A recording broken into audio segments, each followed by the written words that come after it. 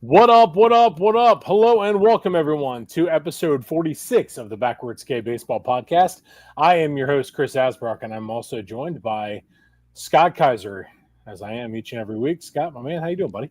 I guess I'm not esteemed during the All-Star break, but I'm here. I'm here. Well, I'm not gonna lie, here's the thing. I had it going in my head and then I fell off, and the next thing I had to keep it going. So Hey, it's all right. You made it seem seamless, but I was like, all right, maybe during the All-Star break, I'm just me. But I'm doing well, sir. I'm doing well. Well, it's good. Yeah, again, I had a whole different intro ready. It was in my head. It sounded good as the intro was going. Bam. And that's how it goes sometimes. I'm just excited that I'm able to be here and hopefully stay on without having to deal with nonstop issues. I think we got them figured out, though, so should be able to do this thing. Locked in for a issue-free technical show over here. So. Yeah, well, let's see here. Yeah. I know I'm probably asking for a whole lot, but here we are, man. We're in the second half. It's the All-Star break. The home run derby going on as we speak. The season ended, or the first half of the season got wrapped up this past week, and not a whole lot changed from what we discussed last week. But we did have the weekend of festivities going on.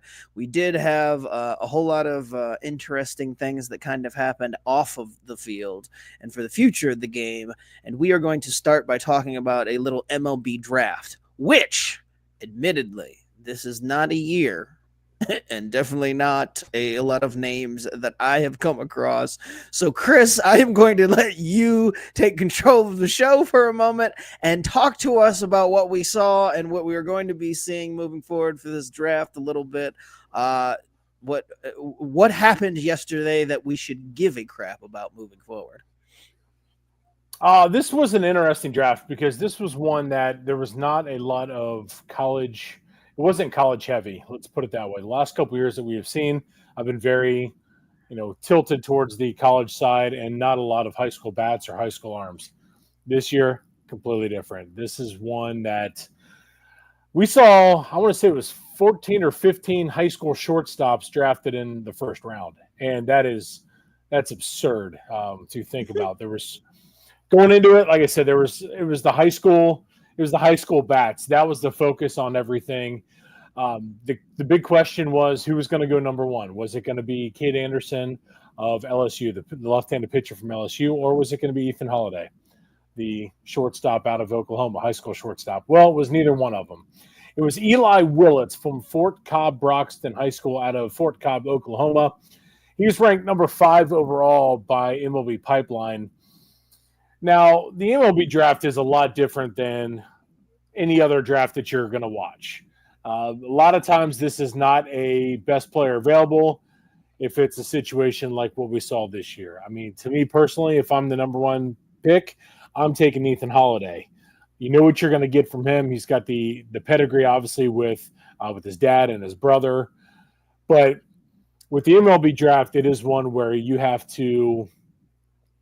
kind of playing chess. You are in the process of negotiating. It's very complicated. It's hard to explain. It's going to bore a lot of people, but you're making deals in terms of like the slot and how, because each team has a certain amount of money, a pool of money that they can go with, and you're going to try and get guys in a deal under the slot amount so you can spend it later on. Again, it's confusing as all hell. That's what happened in this case here. It actually happened in the first couple picks with Eli Willits, with the Nationals taking him number 1 overall. And then Tyler Bremner, the right-handed pitcher from University of California, Santa Barbara, who actually I was going to mention to you, Scott. I had seen him mocked a lot to the Braves later on. Obviously, that was not a situation that was going to play out in this. It is literally virtually impossible to do a mock draft in baseball terms. It's just, I mean, again, it's so much, so much finagling and maneuvering and absolute craziness going on with, like I said, teams trying to get guys under the slot amount, to try and make the deal so they can spend it later on with guys who would be, getting paid higher. Again, it's goofy. Cade Anderson, the projected number 1 overall pick, like I said, along with Ethan Holiday ended up going third overall to the Seattle Mariners. And that set up probably one of the coolest moments, and that was Ethan Holiday going to the Colorado Rockies at number 4. It's awesome. Obviously, Matt Holiday played for the Rockies. This has just been, it was kind of a match made in heaven. I remember when we were texting back and forth last night about it. Just awesome. I mean, the family affair in Colorado. I mean, what more could you ask for? It's just, again, really, really cool. And, again, match made in heaven there.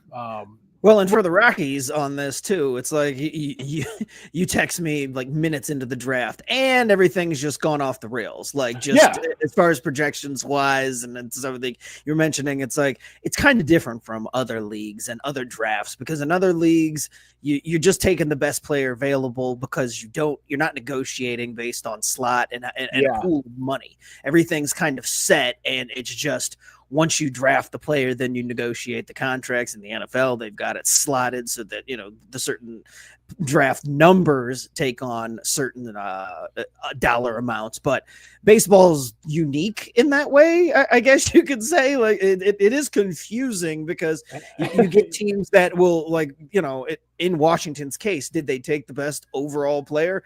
Maybe, no. Maybe not. And it's definitely hard to say, because baseball, it changes a whole lot. Like, there have been so many number 1 overall guys in the history of baseball that just haven't panned out, period. And that's accounting for, just taking best overall player, because the draft format and style has changed with that slotting money over the years.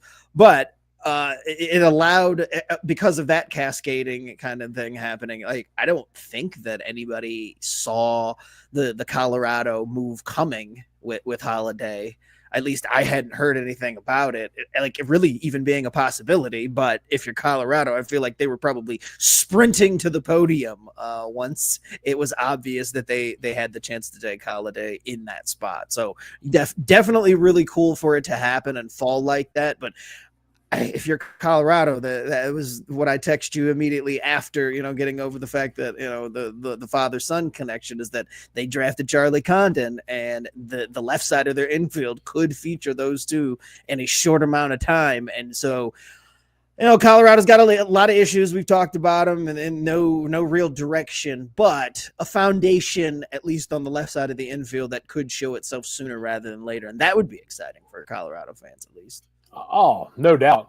And, we talk about Holiday and everything like that. Once the Nationals went with Willits overall at number 1, who was the son of a former major leaguer in Reggie Willits, once they went with him, it was pretty much destined that he was going to go to Colorado at number 4, because the Angels, the way they're kind of, I guess, draft reputation or draft history, they're not going to take somebody like Ethan Holiday. They're going to go with the college arm. Pretty much same with Seattle. Seattle's going to go, they're pretty notorious for either going with the college arm or a college bat. So in this case, for them, it was, and that's why they went with Cade Anderson and not Ethan Holiday. So again, once that happened, it was kind of like everyone kind of like was like, oh, okay, we might have something here. And it kind of seemed like he was going to be Colorado at number 4. But another thing, this is pretty insane too, is Corona High School out of Corona, California becomes the first high school with 3 players picked in the top 50 of the same draft. And that is absolutely insane to think about. They had pitcher Seth Hernandez, who I had seen – I had seen him a couple times to the Cincinnati Reds at number 9. I was pretty jacked about that because, he's pretty good. But he was selected 6th overall by the Pirates. Billy Carlson, who's a shortstop, was picked number 10. So 2 high school teammates within the top 10 is pretty incredible. And then you saw third baseman. Oh shoot, I'm messing up his name here real quick. Let's see if I can find it. Brady Abel, who's the son of Dodgers third base coach Dino Ebel. or Abel, I think is how you say it. So that's the 32nd pick, and that was by the Brewers. So in the top 32, they had 3 players picked. Again, just incredible stuff for Corona High School, which is a notoriously solid high school program. But Seth Hernandez is a pitcher that you're going to see, I think, a lot quicker when it comes to a lot of the high school arms. You're going to see him, like I said, probably quicker than most. This kid, he's a big kid, tall right-handed pitcher. He's a two-way player as well, but he's going to be an arm projected in the majors. So that's definitely one to watch out for. Just in going through the rest of the draft, Liam Doyle's an interesting one. Left-handed pitcher out of Tennessee going to the Cardinals at number 5. Again, I had mentioned Seth Hernandez to the Pirates at 6. So that's interesting with the Pirates taking Paul Skeens a couple years ago. Hopefully he'll be there by the time Seth Hernandez makes it up there. Otherwise, good Lord, you got another whole set of issues. But Ivar Arquette, the shortstop out of Oregon State, was the first college position player taken at number 7 to the Miami Marlins. And then it was a run on high school shortstops. JoJo Parker from Mississippi going to the Jays. The Reds snagging Steele Hall out of Alabama. Let's see, at number 9. And then we had Billy Carlson, like I mentioned, from Corona at number 10 to the White Sox. And then Jamie Arnold, a left-handed pitcher to the A's out of Florida State at number 11. And then again, like I said, it was just a lot of high school bats early on in this draft. You did see the Witherspoon brothers, Kyson and Malachi Witherspoon, twin brothers, both selected as well, which is, really, really cool to see. Those guys, the Lodis cousins, they were also selected as well in the draft on day one, which is, again, just really cool storylines. We're seeing a lot of major league talent who have children coming up in this draft, which is just, again, it's crazy to think about. I know you're in the same boat I am, Scott, when we sit there and we look at the Jays with their trio, well, the trio that they had coming up with Bichette, Biggio, and Guerrero. It's just kind of like, my God, we watched these guys and here we are. And now, now their kids are in, and holidays. The kids are here. Yeah, I'm not ready for this, man. I'm getting old. I'm not ready for it at all. But again, overall, you were sitting there talking about it, and I was thinking about how the irony that I actually, the MLB draft is tough because especially in years prior to I guess the last few is when the college bats and the college names kind of started taking a little bit over. There was just this wave of really good college talent that came in. And for somebody who doesn't watch college baseball regularly like myself, I felt like I knew more about the guys coming in the last few years because I guess through the process of the last month and a half leading up with the College World Series and just all of that surrounding it. And then this year I'm like, wait a minute. I know the draft is this Sunday, but who the hell is in this draft? Like, I knew a Holiday's kid was because I've heard his name for months.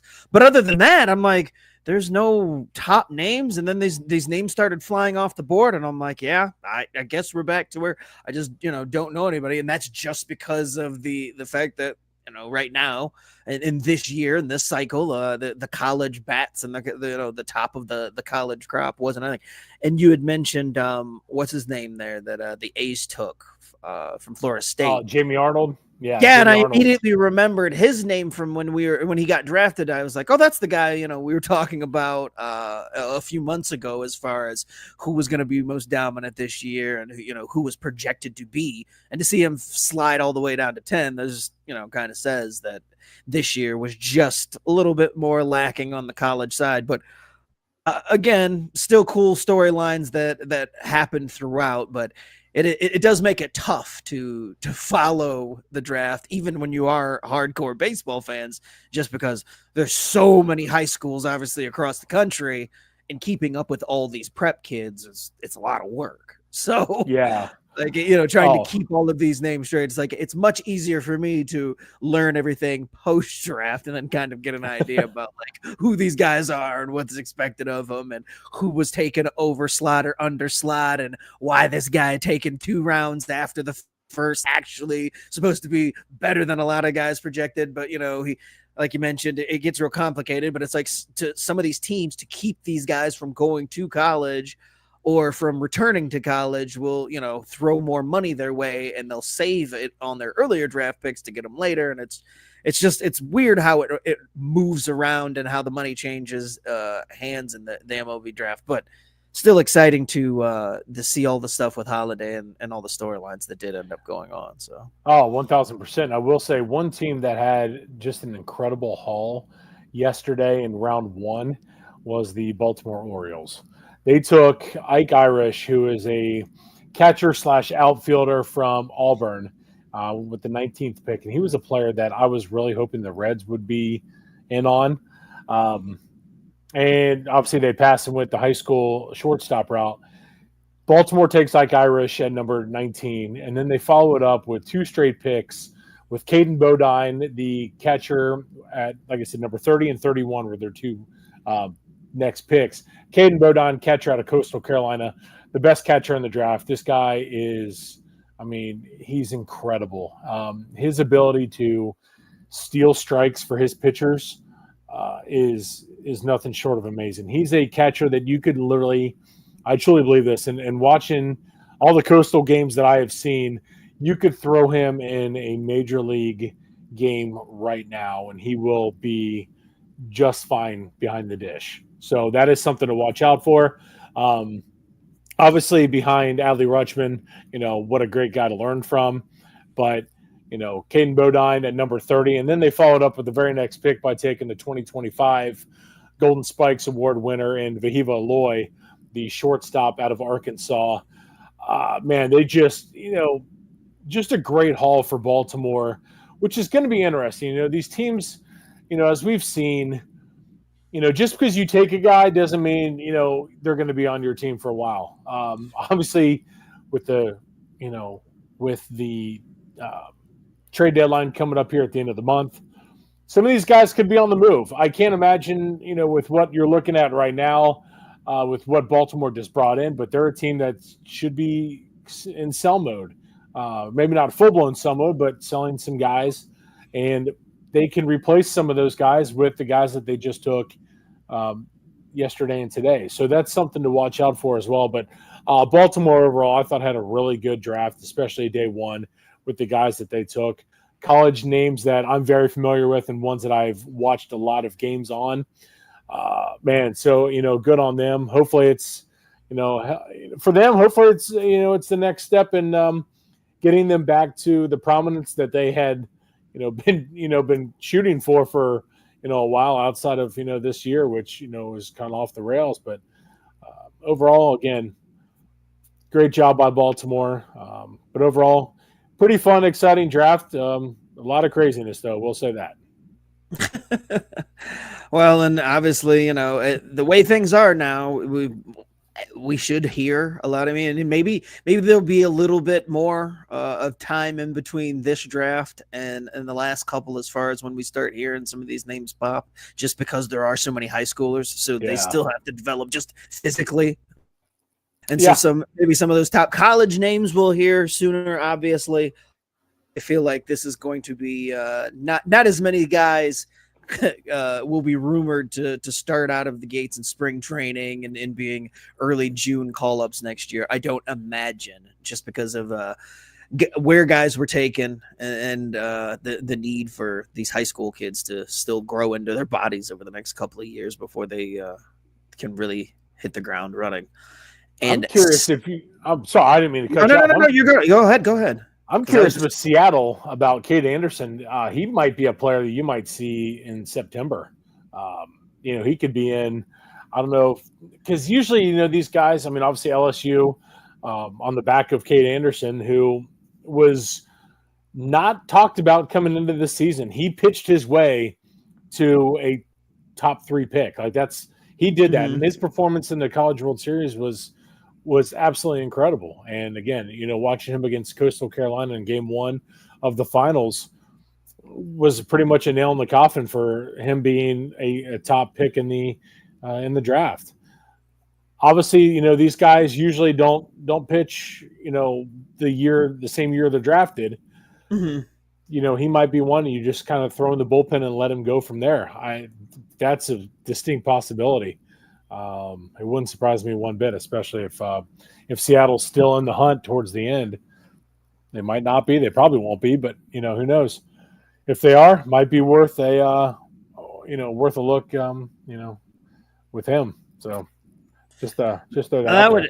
Yeah, no, that would be cool. Again, it rarely happens, and a lot of time these teams or the higher profile names like Skeens are drafted by teams that don't have postseason aspirations. So you mentioned they don't pitch the second or the last half of the season at all, and that's what the Pirates had done with Skeens. But yeah, in a case like Seattle, happening to get a pitcher who's ready, seemingly to step into that role and could possibly be a secret weapon down the stretch for them in the bullpen, very well could happen. I'd imagine that it probably won't, just based on the fact that that Seattle has tons of pitching. But if something were to happen, I could definitely see that being the case. Definitely. And then just before the show started, we got big news out of Major League Baseball, because something that you and I have discussed a lot on this show, something that we said it needs to happen one way or another to get things squared away in Tampa and figured out with what's going on with the franchise, the team, and the stadium situation. Well, big news out of Tampa is that the Rays are going to be sold, and the sale should be finalized relatively quickly. It looks like it's going to be done by September, but for $1.7 billion, the Rays will be changing ownership. And according to all reports, the new ownership group would prefer to keep them in Tampa.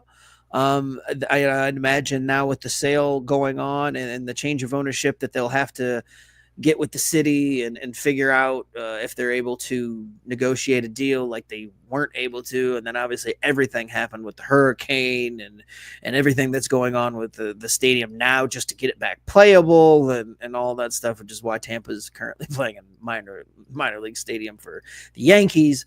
But huge news, it was time for either the Rays to get somebody in there who was going to spend the money to put the competitive team out on the field year after year like they deserve, like the organization has earned through talent development and maneuvering with trades and everything they've done to make that team viable. Yet here they are again in conversation for the playoffs, despite not having a home, despite having to play in their rivals' minor league stadium, in the conversation again. But hey, new ownership, and I know it's not a magic wand.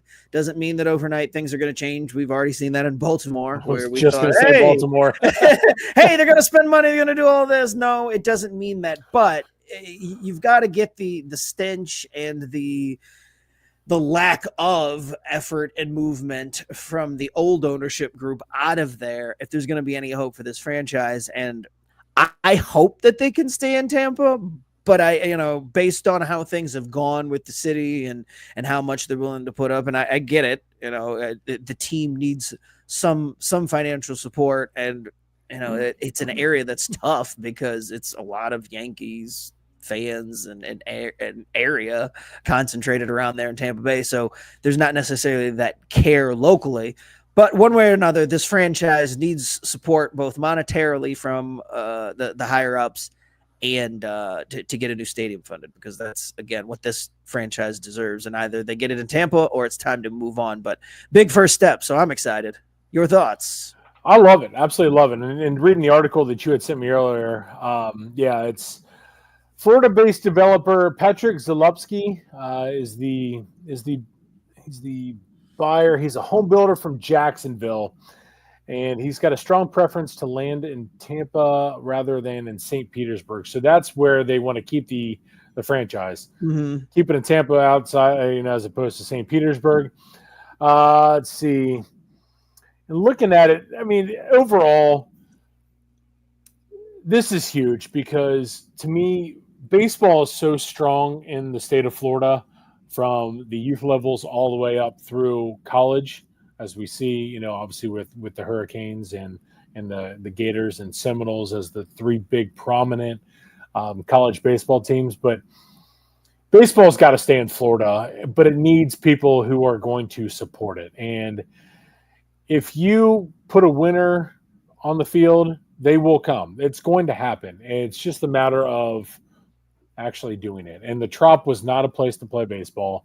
So that's tough to, if you build a nice ballpark to where it's attractive for people to show up, each and every night, then they're going to be there along with the winning product. But if you, throw a mediocre baseball product and the Trop, it's a recipe for what we've seen so far. And, it's a team that's going to win every now and then when their crop of, prospects come up and then they're ready to play. Other than that, that's it.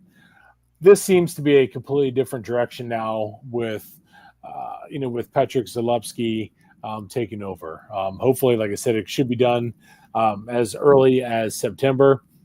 That's awesome. I'm happy for the people of Tampa, Rays fans overall.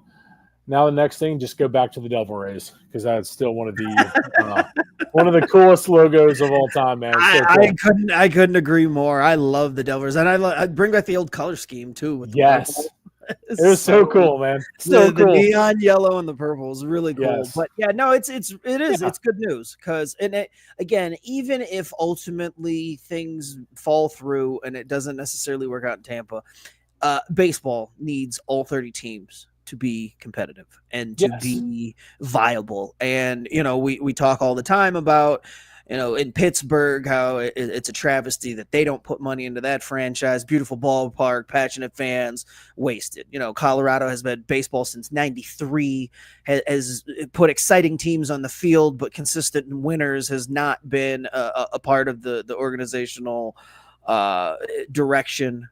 It's a waste. It sucks. And so having Tampa Bay and Miami down there, and you brought up a great point that I really, never thought about, just like having baseball in Florida where it is very popular and it does have a history. You got all the spring training and everything down there. I mean, it's a perfect environment for baseball, but you've given them teams that have just not given their full effort. I mean, the Marlins have. Exactly. The Marlins and Rays are your two examples. I mean, you can't have that. Right, and then the Marlins have won the championships, but have done the old switcheroo, the bait and switch on the fans there. They build up the team, and then they tear it all down, and then they build up the team and they tear it all down, and they've been just in this cycle of rebuilds, and the bad years are really bad with almost like no hope. To where they're very much like the Pirates, where they're just when are they going to ship off the next guy who shows any type of promise? And the fans deserve better down there, and it's hard to build a fan base that is loyal when that's how you're operating. It's hard to uproot a Yankees if you're in Tampa. Why would they want to be more of a fan of the local team if the local team doesn't put in any effort to do it? And then absolutely have needed a stadium there since their inception, basically. I mean, I remember, I think, and I'd have to go back and look it up, but I mean, if I remember correctly, when Tampa Bay first became a franchise, playing at Tropicana Field was supposed to be a short-term solution, until they could get a stadium built, and they still don't have a stadium built. Two and a half decades later, they don't have a stadium, so it's just a travesty. So I hope that this is a new day for the franchise, and that this ownership group and this owner plan to do the right thing by the fans and the franchise and invest in it. And this can be a consistent winner, and anybody in the AL East who's not the Yankees who can put a consistent winner out there and force them to do more work, I'm all here for it. So this is great news. 1000%. Yeah. It's just, I mean, it's nice to see, I mean, now granted, with the parameters that the Rays front office has had to work with, they've done a really good job for the most part, in obviously, in that's why it's been frustrating. Frustrating from the outside looking in, seeing a franchise that is operated properly. Like there's clearly smart people involved. Teams hire raise officials left and right because they've been able to do a whole lot with a whole little.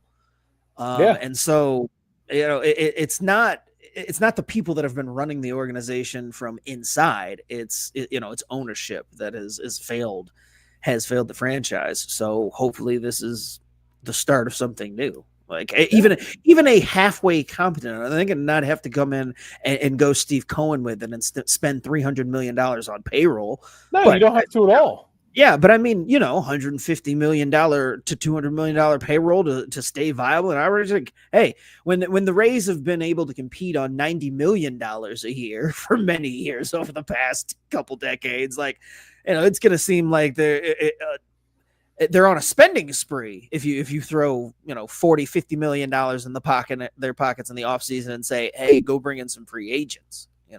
That's not something that Tampa's ever really been involved in. The most notable free agents that Tampa Bay has gotten has been guys that are on retirement tours that trying to sell tickets, like basically circus shows. I mean, for lack of better words, just guys who were chasing title or chasing records or trying to finish up their contracts or whatever it may have been, but they've never truly been involved in like free agency at a level that was other than backfilling their roster. So. And then the one time they go out and they make a splash by signing their own, turns into, the Wander Franco situation. It's so you hope that doesn't, it seemed that they kind of scared the ownership group away, and I get that. I mean, you do that, and then you get crapped on by your top, like that's tough. But, sure. So it's like you can't use the most extreme example because I mean, let's be honest. How many times have guys, it's one thing to give a guy a gigantic contract, and I'm not saying that you were out of there. I'm saying in general for them, it's like, well, would it make them feel better if they had given him the giant contract and then the next day he went out and blew his ACL and couldn't play ever again? Same end result. Yeah, but I'm looking at it as that the PR. One time they do it, like that's what happens. It's like it never fails. Like you got the Yankees out there who do it all the time. The Dodgers go out there and do it all the time. Hell, right. These other franchises are doing it a lot more. The Rays do it the one time and it slaps them right in the face, and it's like, man, like, but. Hopefully their luck is turning with this. Exactly. That's what I'm saying. Like now at this point in time, you got a new ownership group. Hopefully that mentality has changed to where, again, a payroll of $150 to $200 million. Like it's not hard. Same situation with the Reds, Pirates, you name it. It is not hard. Spend the money and be competitive. It's going to pay off. It will pay off. I promise you it will. Yeah. Whether you make the playoffs or not, you're going to be competitive towards the end. You're not going to be, 30 games, out of first place in August. Like that's not going to happen unless you're just completely ravaged by injuries. Then that's just an outlying situation. But other than that, I mean, it's these owners have to realize spend the money and you're going to make the money. It's not hard. Yeah, well, again, a lot of these guys, I don't even know if they care about winning half the time as long as the ledger looks okay. It's like, and that's true, yeah. So I mean, as a baseball fan, I want winners. I just want, I want 30 ownership groups that want to win, not just want to, see themselves in the green at the end of the year. Like I want every division competitive as hell. That's what I want. It is not. Yeah. We're not asking for much. Yeah, just go out there and spend the money. Like pay for players, man. Like bring guys in. Well, and I'll never understand. I know that for some guys it's just part of their portfolio and they're not thinking about it on the level that I am. But like, why why own a sports franchise if you don't care about winning? Like to me, that it boggles my mind. Like there's other things that you can invest your money in and do all that, but like I wouldn't want even if it was just part of my portfolio, I'd be like, well, are we a competitive team? Are we in the conversation? Like, that would be my base level. Like, or do we have a chance every year? Like, I couldn't imagine owning a team or owning stock in a team. And it's like, oh no, we're perpetually losers. Because then every time you bring that up or you say anything, it comes up in conversation. Like, you're the bad guy, or it's like, oh, well, why aren't you any good? Like, why isn't your team better? Like, yeah. So I look at it, it's like, I'll never be that rich, so I don't know, but I know, but it's like, you know what? Just let us run. I guarantee, like I said, we've said it before. You and I could run an organization a hell of a lot better than the majority of these franchises out there right now. Again, you bring in the smart baseball people, and then get the hell out of the way. Yeah, exactly. It is not hard. Say, hey, like, okay, in terms of budget, what are we looking at? Is it, okay, we're not the Dodgers or Yankees. We can't go out there and spend $300 million and blow the luxury tax. We can't do that. Okay, no problem. So what can you do with the $150 to $175 million payroll? Well, shit, I can do a lot. Perfect. By all means. Right, yeah. If you have any questions, come to me, and then we'll go from there. There we go. And let them do the job. Right, and then make it results based, obviously, with reasonable results in mind too. Yeah. Like, once you spend that 150 to 175 million, understand what that entails. Understand how it takes time to build a franchise. Because I don't like owners that are too involved either. Like, there's this perfect medium to have. It's like, hire people who know what they're doing and let them do what they've got to do and give them time to do it. Don't be meddlesome. But don't just completely ignore it and write it off as if it doesn't matter. Yeah, because it makes no sense. Yeah, weird way to spend your money. I know. Just from my standpoint, like I would much rather invest in something I understood and cared about. But that's just me. I'm too damn competitive. I would probably run the organization in the ground trying to win. Like I would. I hate losing, man. I do. Yeah, no. Let's be honest. It'd be Ted Turner sitting in the dugout. You know what? I'm managing the team. That's it. Exactly. I would Ted Turner the shit out of it. I'd be looking at my Hall of Fame manager going, "You don't know ball. Get out of here. I know what I'm doing. Get out of here." Yeah. It's crazy, man. Crazy. But good news for Tampa Bay and most certainly for the fans. So we look forward to a new era in Tampa Bay Rays baseball. Bring back the Devil Rays. Do that. Yes. Do that. That'll go a long way to bringing goodwill and to the negotiating table. Like, we brought back the classic unis, folks. Come on now, let's do this. Give them what they want. Exactly. Yes.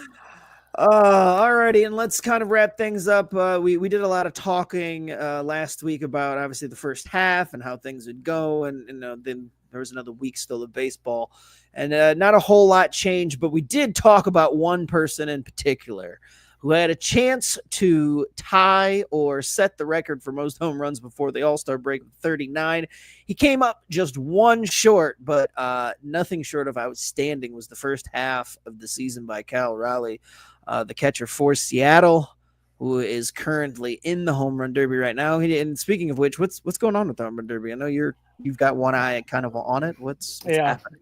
Brent Rooker's in the lead with 17, and James Wood got 16. Junior Caminero is up right now. Anybody been eliminated yet, or no? It's just we're 3 batters in. Okay, gotcha. Yeah. Alrighty, but anyway, Cal Raleigh did end up one short of the record with 38 home runs and 82 RBIs before the All-Star break, which is insane.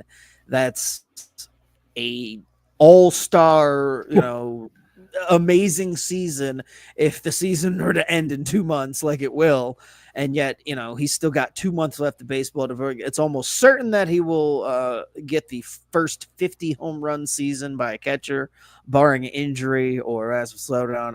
But he's on pace to hit 64 right now, which is insane as a catcher, a switch hitting catcher. Yeah, I just everything about it. It's just nothing computes when it comes to Cal Raleigh. Like, He's incredible. And then to top all of that off, today he announced that he will join the ranks of Team USA for this next upcoming WBC. So the big jumper going international, baby, will be the backstop for Team USA. And I mean, the names are trickling in. You and I get excited every time that a new one does. And so far, confirmed, we've got Skeens, we've got Judge, we had Bobby Witt, and now we have Cal Raleigh, all official.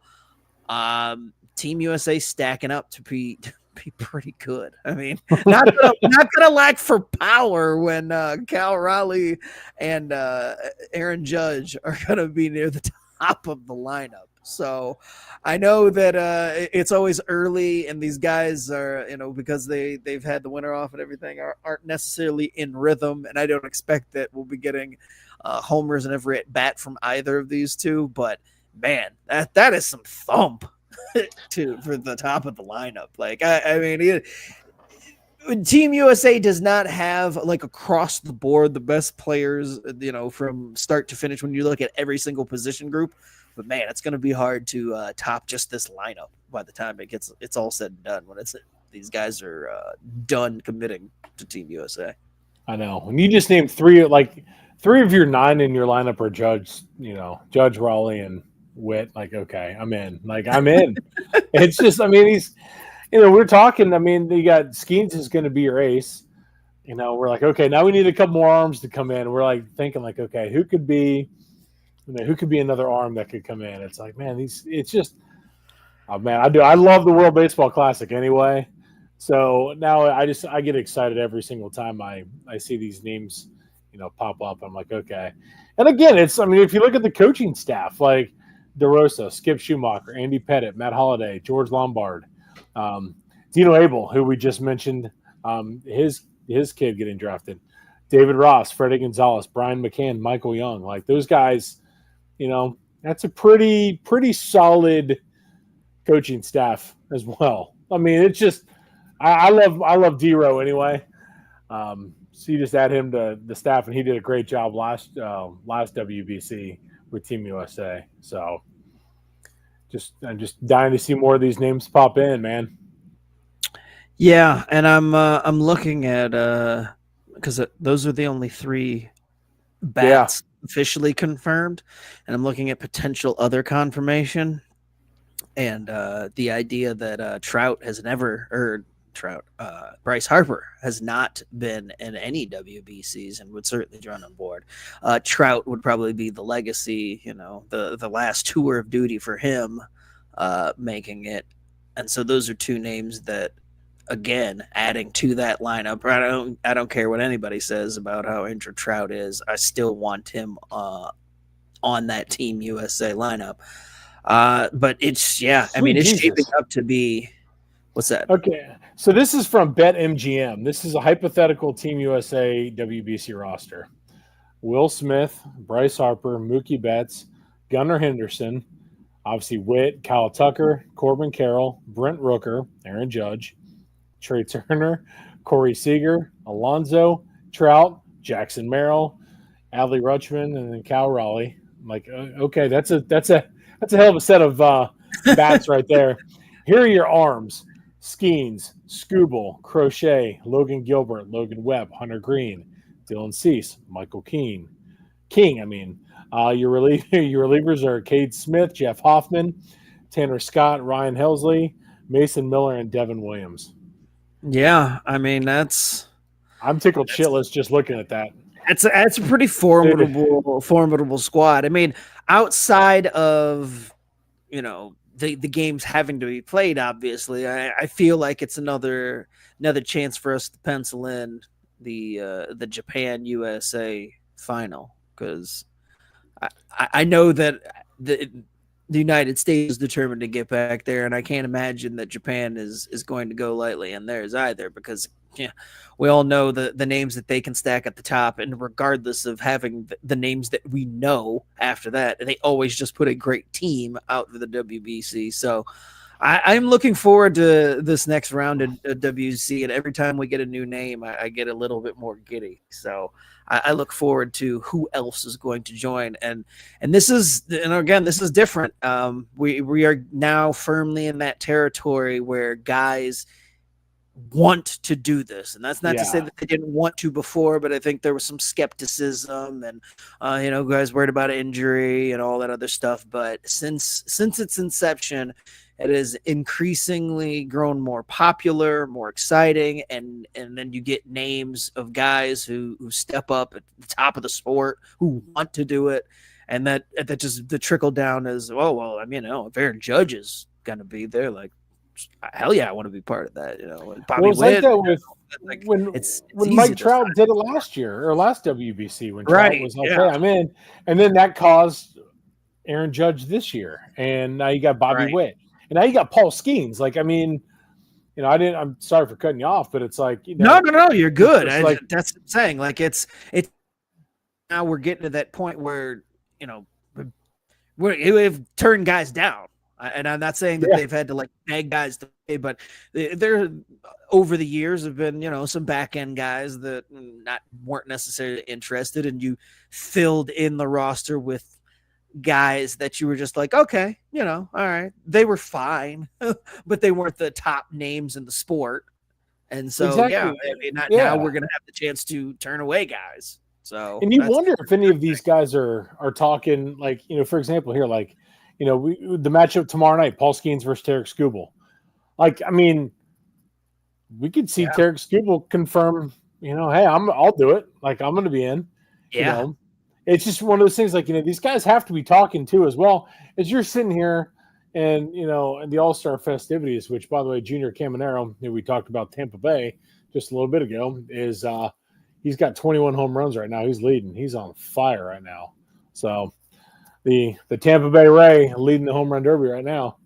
But yeah, it's just, I mean, I think, all it takes is just one guy to commit. And when it first started with, when the guys that we had committed was awesome. The Griffeys, and you had the big names, Jeter and all those guys, the big names were playing for Team USA. And then it hit that wall.